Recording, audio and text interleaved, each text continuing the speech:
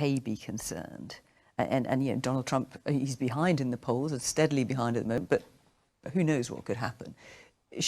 Are you concerned? I definitely think I'm concerned, because whatever happens in the US is going to impact right round the world. In terms of the Jewish community, a recent poll from the American Jewish Committee said that 75% of Jews would vote Democrats. And certainly Trump has been a very divisive figure, and personally for me, he hasn't disavowed himself of his associations with the right wing or white supremacists. But in terms of foreign policy, he has done some good things. In the Middle East, for example, he has helped to normalise relations with Israel and Dubai and other countries. What with the UAE and Bahrain? With the UAE and Bahrain recently. And of course, we've got Brexit, which hasn't yet been mentioned on this programme. It's very, yeah, it doesn't happen as often as it used to. Absolutely. Coming up, and at the moment, the UK has a very strong relationship with the US, a special relationship. And of course, I'm going to be very concerned if there was a Biden president, will that relationship carry on? But what I have. So would you rather it was Trump? I want somebody with the right values. Values are what matter to me, because we're talking about worse and least worse, but I want to see the person who's got those values, who's going to be a leader. We've seen what's happened with the Labour Party in this country. So which of the two would it be, just out of interest?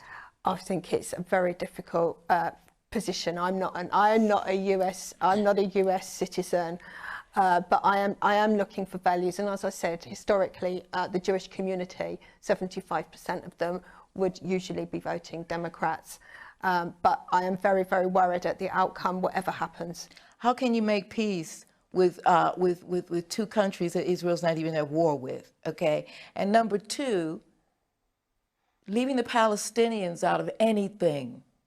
They weren't even at the table.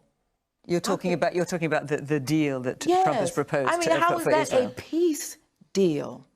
And that's the con that Donald Trump lays down. The first racist demonstration after Donald Trump became president was in Charlottesville. A Jewish girl was killed. This was guys walking down the street looking like something out of the Nuremberg rallies saying Jews will not replace us. Now, I don't get it, okay? I really don't get it, how anybody can talk about backing this man with that kind of thing. It's a con. It's a total con. And to leave the Palestinians out of this is another part of the con. All I've said, in fairness to him, is that in terms of foreign policy, the Abraham Accords and the normalization of relationships is important for the But don't region. you see the 300, that's what I was talking about when I was talking about trauma. I'm talking about the 360 degrees of this. How can you look at that and then look at, Joe Biden came into the presidency because of Charlottesville. That literally was white guys walking down. You saw it. I agree that. Explain it to me. That Trump is very divisive. No, explain that to me, please. I'm asking you because I don't understand. I don't understand how a Jewish person can say that, okay, he made peace over there, but yet the anti-Semitism, Semitic tropes of QAnon, which is gaining a hold in this country, and Charlottesville, I don't get it. You have to explain it to me. Honestly, you have to. I just want to confirm to you that where there have been policies like the travel ban to Muslim countries, the Board of Deputies, we've criticised Trump. We don't hesitate to criticise his How do you feel about policies. Okay, let me bring Nick in, or else We'll carry on it'll be a conversation just with you two, riveting though that is. In fairness, I must bring the rest of the panel in. Nick, how? I presume you're supporting Biden, obviously. Should we be concerned here that we're looking at the two least worst candidates?